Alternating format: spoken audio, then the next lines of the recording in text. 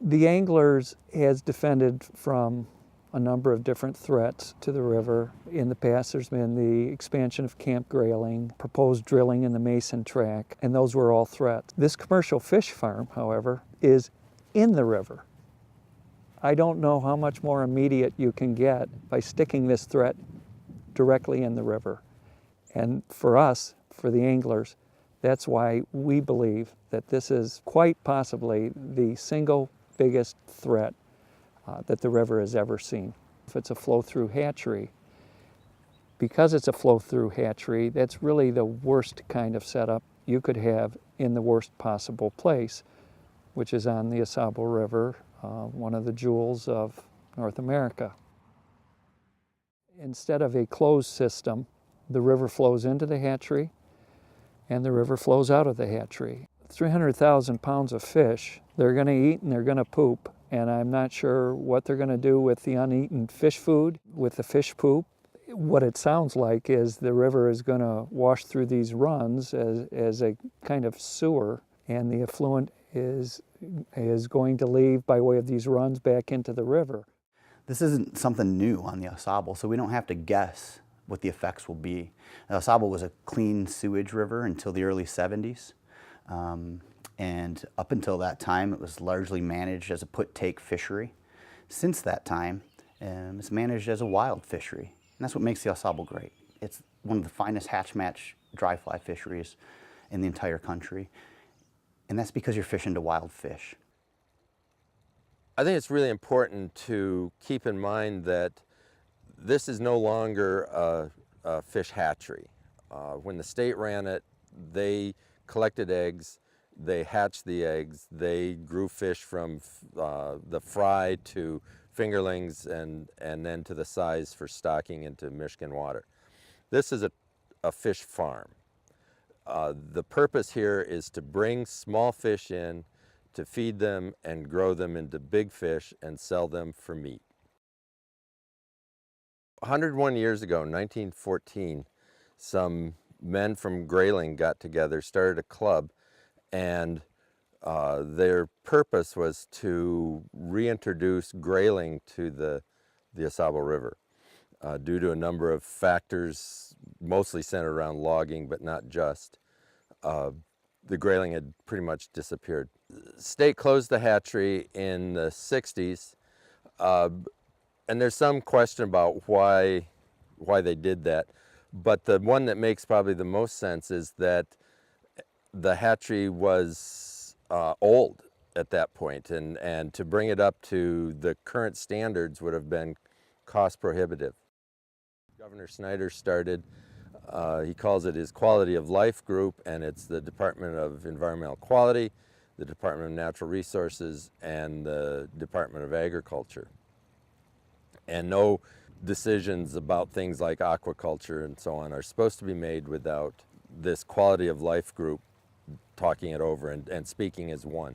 Some question was raised by the property owners about whose quality of life are they concerned about, because my grandchildren swim in this river, my family and my friends boat on it, canoe and kayak. I have a tremendous number of friends who fish in the river, and the kinds of changes that are very possible to happen if the pollution levels increase are not in their quality of life best interest. We feel a threat, and the response often seems a little overzealous, but when you think about how many people are impacted both locally and afar, or people with second homes, it makes a lot more sense. In comparison to a fish farm on the river, it's kind of night and day. So we rely on a healthy river, and they're relying on yield produced by the river but benefiting one person. We employ somewhere between 40 and 50 people, and then our guests come from all over, and they're shopping in town, they're getting gas. I mean, if the fishing's slow, they're probably renting movies.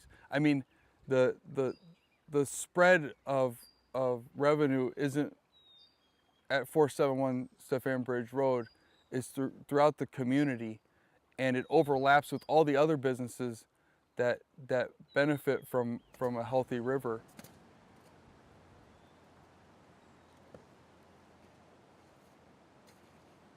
We've also made an enormous investment in our shop, and so in this community. I mean, our goal for this property from the beginning was to be a centerpiece of the town. Not that there's anything wrong with the town of Grayling, but you know, we're a small community, and any successful business is going to breed other successful businesses. So just in the last year, again, we've made an enormous investment in our website, we've made an enormous investment in our building proper, and we've purchased another additional building so we could support our offices and our backstock and our inventory and our web business. In addition to that, we're in the process of building a restaurant, and our goal for the restaurant is to employ 50 to 60 more people on varying basis, full-time jobs, part-time jobs, that sort of thing. All good for the community, all at risk for apparently 2 jobs and a fish farm.